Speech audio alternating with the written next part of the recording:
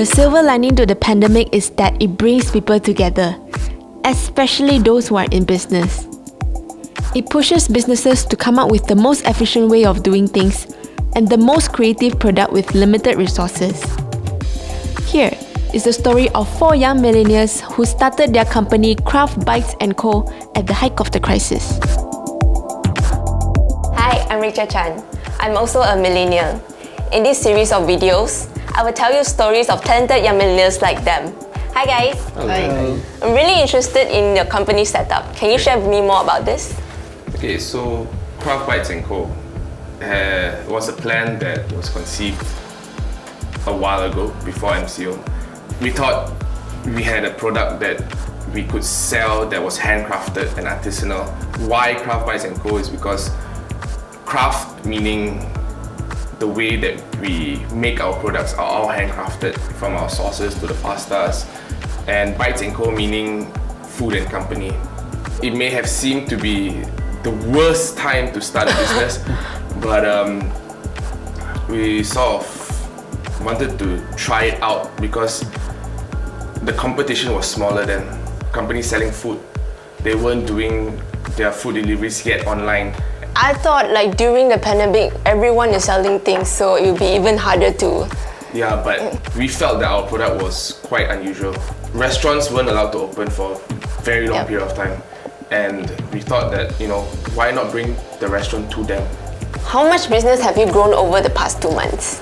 Thanks to our customers for their support, we have achieved about 40% growth since we started this business.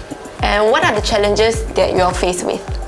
Distance is one of the challenges of delivering the pastas. And also since we sell frozen pastas as well, because if the pastas are not kept well and air conditioned, it could compromise the taste and the quality of the pastas. Doing the marketing for Craft has been a pretty hectic challenge because, as you know, we're starting it with minimal cost.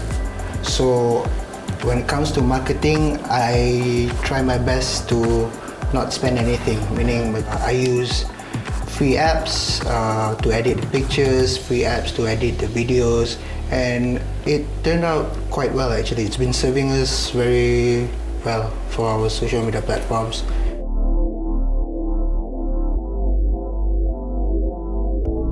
So all your ingredients are from local... Yeah, as much as we can get, I would say 80% of our food will be sourced locally. But of course, like certain things in terms of quality, we can't compromise the quality of the dish. So like our beef maybe will be Australian beef, right? Because of its high quality. So you shared that this Thai pizza is your best seller? Yeah, surprisingly. We didn't really expect this to actually boom. It was just like, we will have it for vegetarians. And the first week of operations was crazy because like, we sold 30 of this, when we only made, 5? Wow. Yeah. So there were nights where like the 4 of us would just stay back and just pluck Thai basil for hours and hours and hours on end. Because the thing is, you can't pluck it by the stems because it gets bitter. So you have to really just one leaf by one leaf, pluck it very carefully. What will be the direction of your business? Well, initially, we've always had a dream of having our own bistro where we can practice our craft and to share our craft with our customers. And an open concept where you can see what's going on in the kitchen and we can see how our customers feel about our food. Personally, I would like to see our brand to go retail. I would like to see this brand in petrol stations or maybe supermarkets. And we do take small catering orders in the future, right? Yeah. Looking forward to your bistros and fancy dining dinner. Thanks.